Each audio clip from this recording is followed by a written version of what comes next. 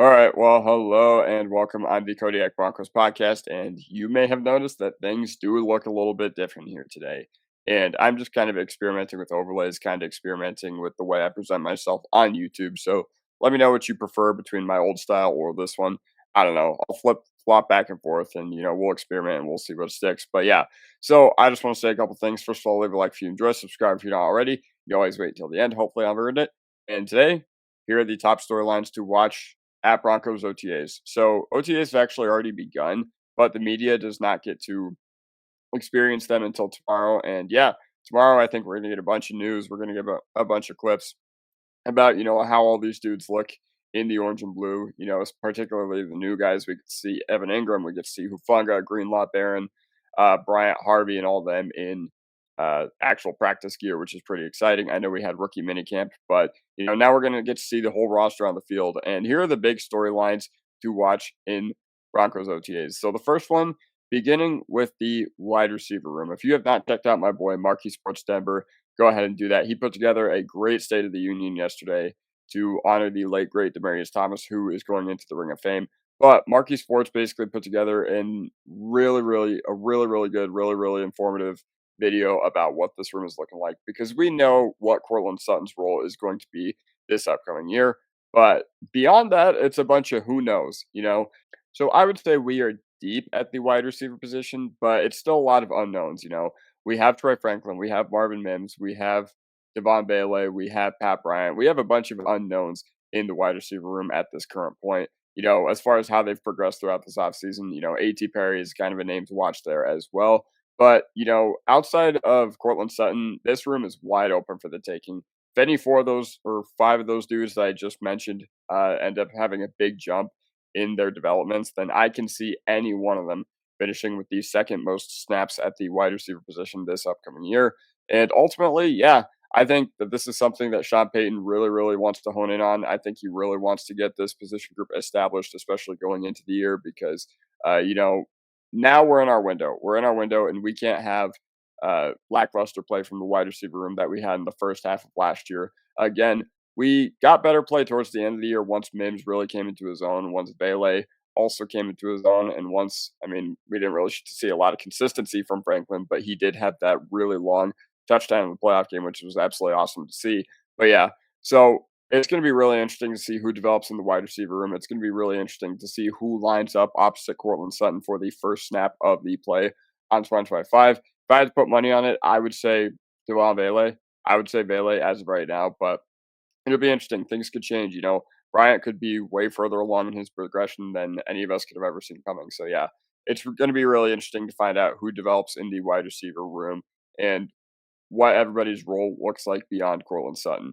The second thing we're going to talk about for our storylines with Broncos OTAs is the inside linebacker 2 competition. So obviously, Dre Greenlaw is going to be the number one heading into this year. Dre Greenlaw will get every opportunity to show that he can be a number one, which was a big reason why he moved on from San Francisco. And I think he was pretty wise to do so, especially because this is clearly a team that prioritizes building and stacking talent on the defensive side of the ball. So really good decision by Greenlaw to be the inside linebacker 1 at a really loaded franchise on the defensive side of the ball.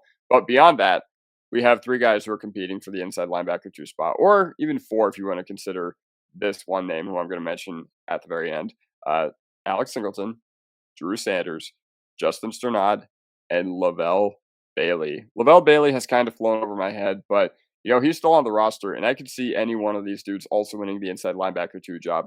As far as Broncos fans, what we should be cheering for, since we used a 3rd-round pick on Drew Sanders in 2023, and, he's kind of gone through an identity crisis throughout his career, we should be cheering for him to win that job outright. The reason we should be cheering for him to win that job outright is because if the ceiling comes to fruition and the player who the Broncos thought they were getting in the 2023 draft, when they drafted them with their 2nd pick in the whole draft, which was early 3rd round, I think. And that was a draft where we had limited resources. And this coaching staff clearly liked something about Drew Sanders, especially because he was activated really early after tearing his Achilles last year for the playoff run. So they really wanted to get him on the field because they felt like he could impact this team and help them in meaningful ways down the stretch. And he did. He made some nice plays on special teams. And he also, in one of the only defensive snaps I remember from him, he blitzed and he sacked Justin Herbert, which was really, really cool to see.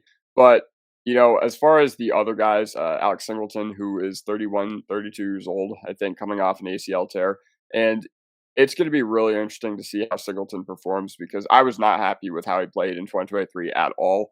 I think that with the improved defensive line, he played much better this past year, including the game where he tore his ACL. I thought he played really, really well against Tampa. I thought he played lights out. I thought he played with his hair on fire. And unfortunately, he could not stay on the field this entire year. But the guy who took over for him was Justin Sternad.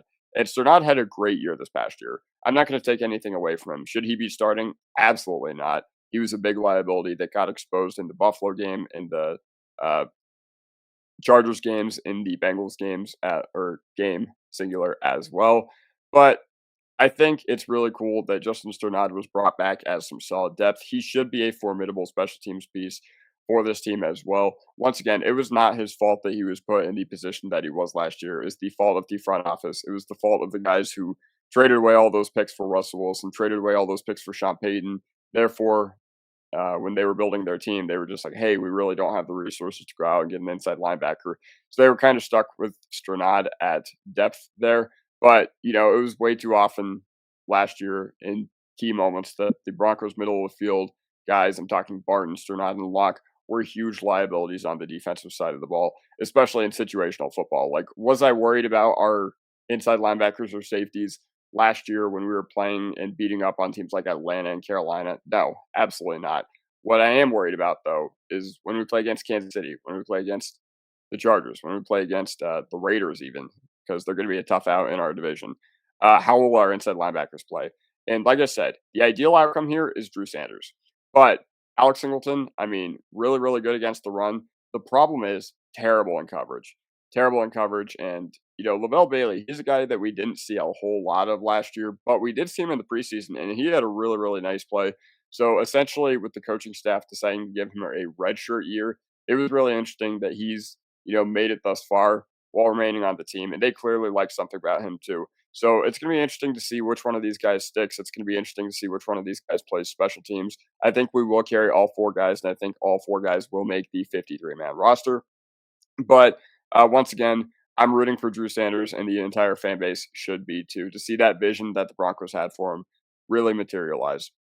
And the last thing I want to talk about with our, uh, OTA storylines and whatnot is the bottom of the offensive line depth chart. So we know who's going to make the team. Bowles, McGlinchey, Powers, Miners, Wamberg, those guys are all pretty safe. But behind that, it's kind of up in the air to see what happens. So I can see four guys competing for a spot on our team this upcoming year, and that is Alex Forsyth, Clay Webb, Nick Gargiulo, and Xavier Truss as well. So to be completely honest, I don't really have an in-house favorite or a preference on who I want to win.